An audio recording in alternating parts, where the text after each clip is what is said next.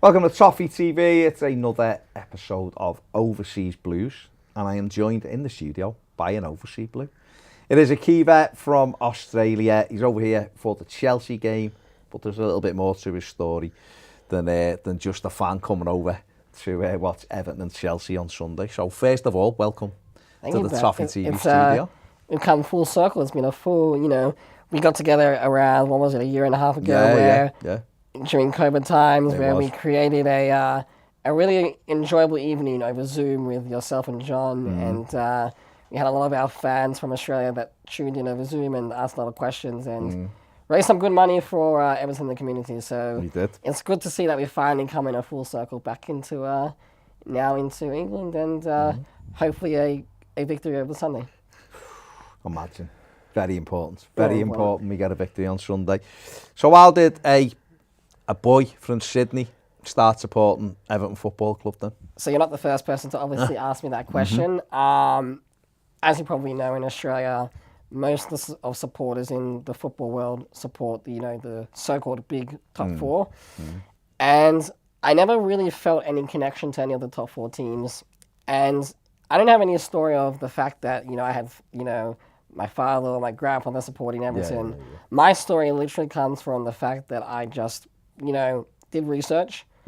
And there was just something about Everton that appealed to me. It was in 2004, actually, when I started supporting them. And what a good season to actually begin the starting. And I always felt that Everton were that one team who were just shy of the top four and always were trying to break into that group. And I think that's kind of what made me want to go support them. And then, obviously, that's also when Cahill started becoming good. And, I guess the rest is history. And it just became from there. And I think from that, being able to support a club that, not everyone supports, it's kind of nice as well. Because, when you want to support a club, you want to support a club that has, true fans and not just, people who don't know what they're talking about. And I think with Everton fans, everywhere I go, not just in Australia, everywhere in the world, aren't just very knowledgeable in football, are also some of the nicest people you meet. Anytime you go overseas and you see another blue in an Everton shirt, you just, for some reason, have a 25-minute conversation with them or half-an-hour conversation with them, just talking about football and talking about Everton. Doesn't matter where in the world you are. So, very happy I chose made the right decision. And the famous saying going, you're born a blue and not manufactured. So I think that's how I got it. I mean, hats off to you for going after Everton, because been a while since. I mean, of course, when you started supporting Everton, it was only 9 years since we'd won the FA Cup, so it wasn't like this crazy. Correct. Like now, I guess people supporting Everton now, and you're saying they haven't won anything for 28 years now. But obviously back in 2004, living on the other side of the world, at a time when it wasn't the way it is now. If you're in Australia now, you can catch Everton games. There's streams everywhere, or there's subscriptions in those countries, and people like the Zone and stuff, so you can watch all the games. But for you, back in 2004, was it literally like match reports, or was there some highlights package in Australia, or what was it? Yeah, so in Australia we had back in the day on the Foxtel. It's a big cable network, which a lot of us weren't happy with, because it's all money and it's all about expensiveness. So thankfully, my late grandmother had a subscription, so I was able to go to hers and watch the matches. And on that, when it comes to Australians, and someone mentioned it to me the other day in the group, to make sure to mention, we have one of the most dedicated fan bases in the world, because what you got to realize is Australians, we watch the games at 2 a.m., 3 a.m., 4 a.m. in the middle of the morning. So we could be watching a West Brom game, just in the middle of the season, and it could be a Tuesday morning, I should say, at 3 a.m. Yeah. And people are up. Yeah. People go to bars, people watch the games, people are up. So we have one of, I think, in Australia, the most dedicated fan bases when it comes to English football and the Premier League or any league in England. Yeah. Thankfully for me, I was able to watch it at hers. I would, go stay over and watch the matches there. That's kind of how I did it. Obviously, there's YouTube, there's highlights. It wasn't as easy as it is now. No. Now, everything you can get in the palm of your hands. in Australia they have Optus Sports, which, you know, again, people aren't so happy with, but, you know, it's a lot more convenient, a lot easier to watch stuff than it used to be, so, yeah. I mean, like you say, it was a good season to start. Everton go on and finish fourth, had a great season, and, you know, David Moyes' sides were always very competitive, even if, you know, they didn't win anything, come close on a couple of occasions, FA Cup final in 2009, and obviously the semi-final in 2012, which was his last major one for us. We also had the League Cup semi-final, didn't we, in 2008. So we did have, you know, Everton were quite good. I mean, I seen a thing the other day for us. Everton were in the top 8, something like, he was there 9 of the 11 seasons he was there, or 8 of the 11 seasons he was there, and the top 5 regularly, top 6. So it wasn't a bad time, and then, so even though you haven't seen Everton win stuff, now you're witnessing barren years as well, aren't you? Because it has been very up and down since David Moyes left, hasn't it? To be fair, though, you know, what's happening now, it's not the first time it's happened in this club's history. And, you know, I think it happens, obviously in the 90s when it happened, it just happened to be that it happened in this very close period. But I think it just happens to be a generation thing. And it just happens to be, this could be the period of this generation where it's happening. And, you know, whatever happens, you always support the club, and it doesn't matter if, obviously we want to be in the Premier League, but if we're go to another league, we're always going to be supporting the Blues. And I think, you know, that's what happens in the world, and, you know, it's football, so you just got to, you know, hope for the best, and yeah, we'll see what happens. Did a lot of, I know you said you'd already decided on Everton, and Cahill arrived as well, but is there a lot, did Tim Cahill bring, and obviously we had Lucas Neal as well for a little bit, didn't we, later on, but did Tim Cahill bring a lot of Evertonians from Australia? Yeah, I would definitely say that he definitely brought a lot of attention to the club, and I think, you know, it's something I was speaking to another football fan the other day, that players these days are now becoming brands, and wherever that person goes, that's where people go. Yeah. So, for example, Messi or Neymar or Ronaldo, wherever they go, you see in countries around the world, like people wearing Juventus shirts, people wearing PSG shirts, people wearing like Back to United shirts, you know, wherever he goes. So I think when it came to Australian fans, specifically for Cahill, because he was so iconic in the country, a lot of fans were like, who does he play for? And then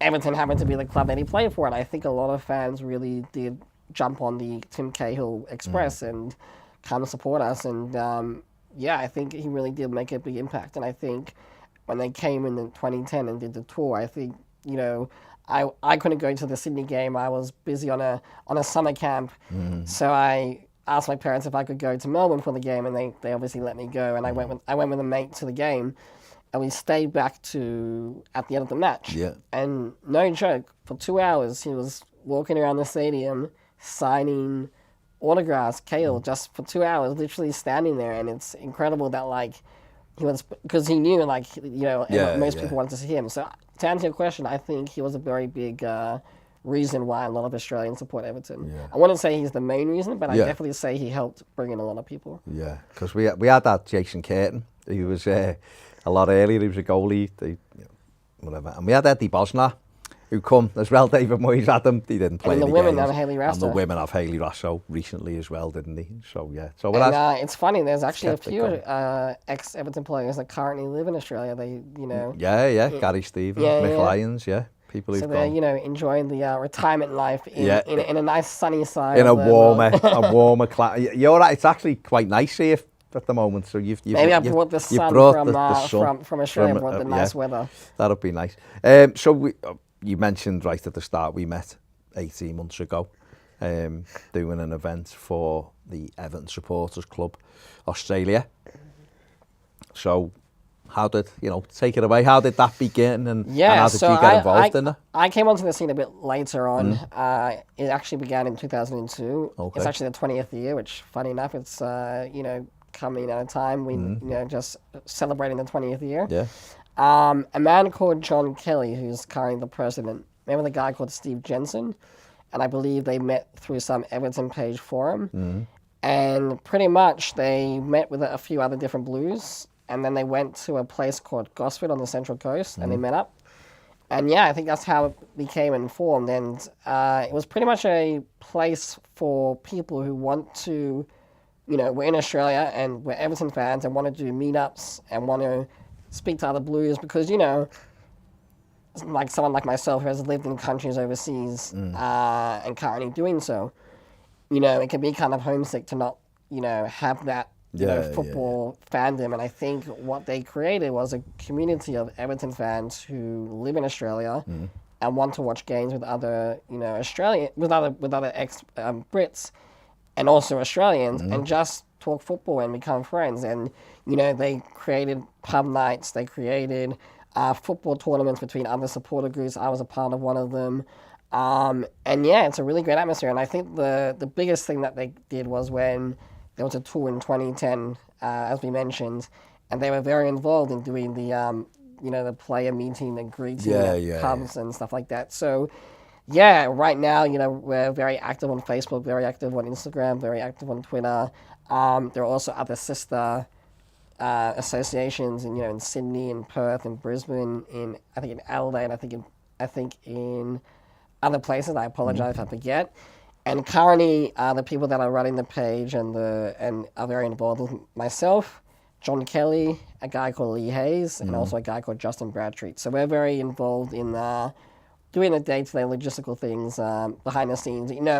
We don't do this for money. We don't run stuff. Obviously, it's not. I'm not saying it's like a full-time job or even a part-time job. We don't do any of this stuff for money. We do it out of passion of supporting Everton. So yeah, we really appreciate when we get people signing up and hearing great stories from people in the groups. And we had a story from the other day about a fan who was like pouring his heart into the group, saying like, I supported the club since this time.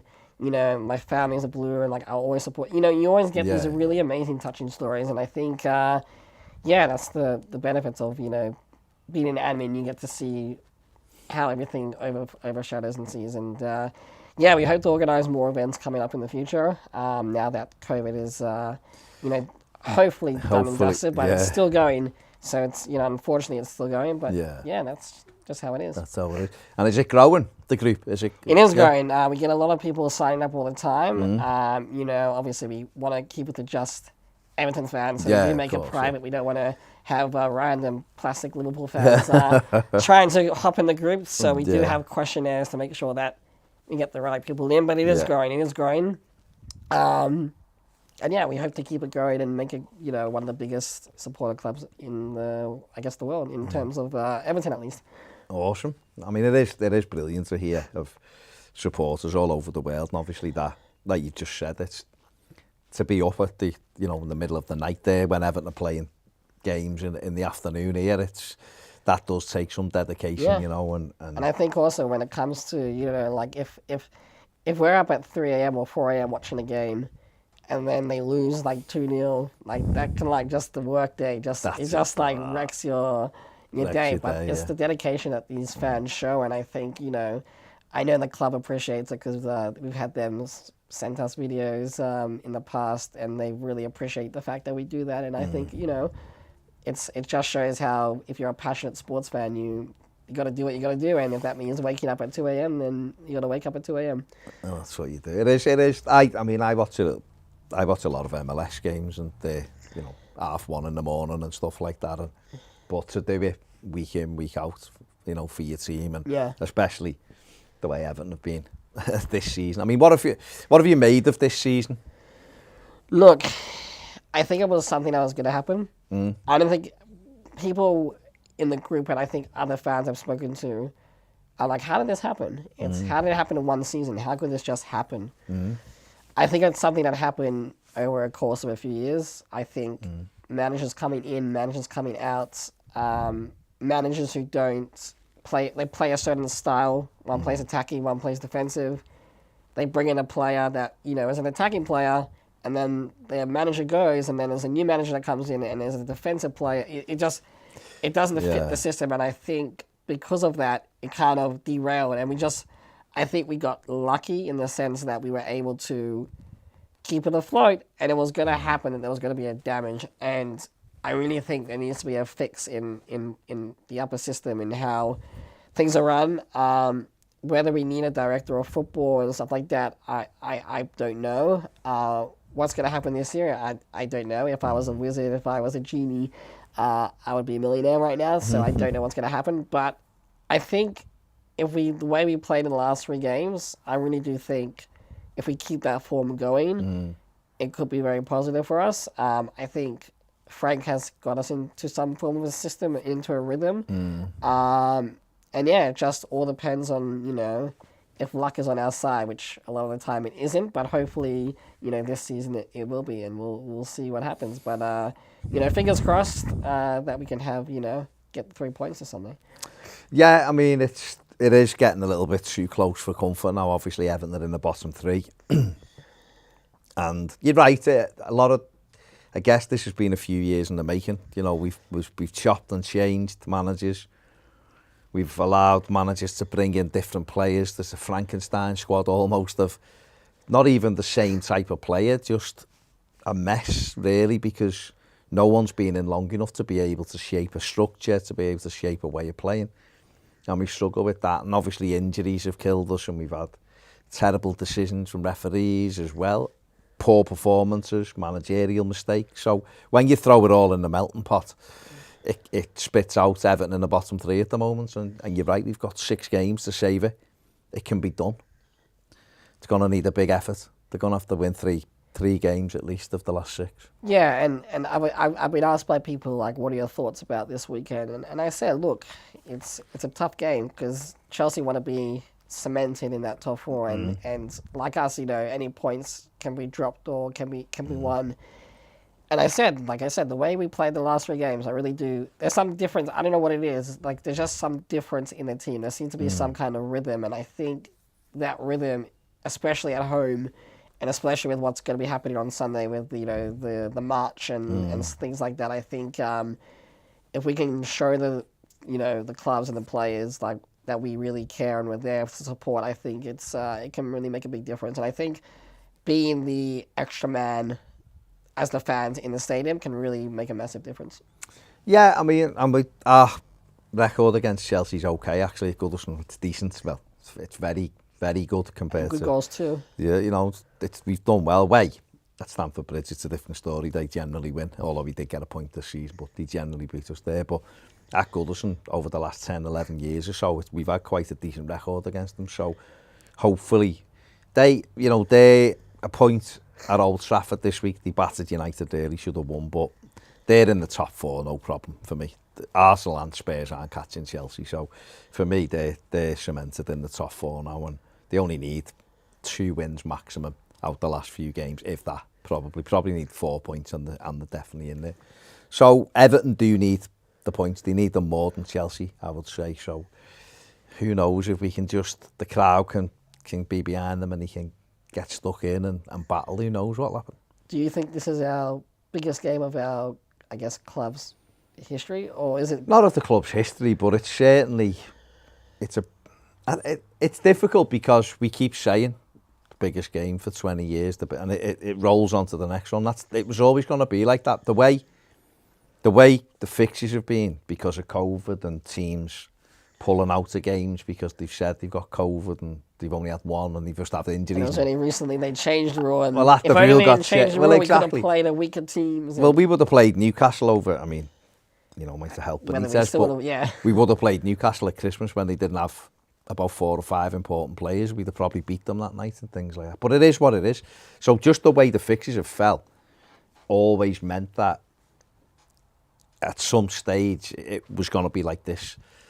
And we get to a situation where we've got, whatever it is, 4 games in, or 5 games in 2 weeks, and 3 in a week. And if we won the 3 in a week, if we beat Watford, Brentford and Palace, then I think Everton would be safe. And I think I mentioned to you before we got on air, everyone's talking about, Burnley and their 2 games that they've won and their easy winning streak. And to me, they're not a great side. No. They've been piss poor this whole season to the point where they are now. So for them to have an easier run, anything can happen. Obviously, like when you have games like the City games and the Liverpool games, like those are like the, most likely you're going to lose. Defeat, yeah. But other than those two teams, I think any other team on any day is beatable, in my opinion. So for them to have an easier run, they still have to win the games. Same with us. When we play various teams that we consider an easier opponent, we also have to win and get those 3 points. Of course, yeah. So I don't think fans should write off the fact that Burnley are now safe. I think, they also have a place where they're just as in the same position as us. Obviously, they're a couple of points above us, but however 3 points, yeah.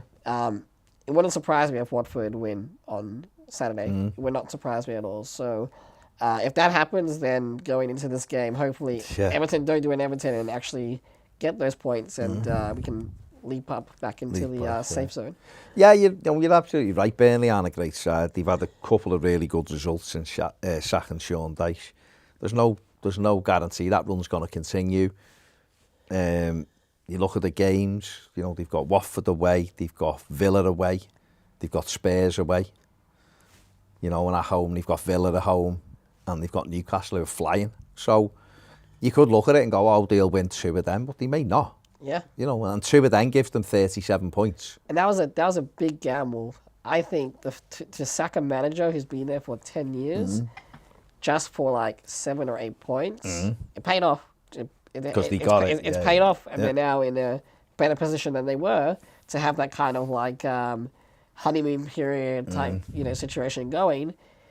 Very risky, very, very risky. It was risky, yeah, absolutely. But like you say, in the short term, it's paid off because it's given them that bump, hasn't it? Just onto the game, then, are you looking forward to getting in that stadium? Yeah, I am. It will be, I think, the 5th or 6th time I've seen them. One away game, and the rest have been at Goodison. Yeah. Went to my first game, it was a derby in 2012, the famous Luis Suarez dive in front of David Moyes. Yeah, the 2-2, the 2-2 in the first half, and I was like, this is going to be a phenomenal second half. That second half did not happen. I thought it was going to be the time we're going to beat them. Liverpool did get a goal late on that got this allowed. Stevie G knee slides, yeah. I remember I was 18 or 19 at the time, and I was sitting in the Gravely Street end with these like 16-year-old kids. They just sat next to me for some reason.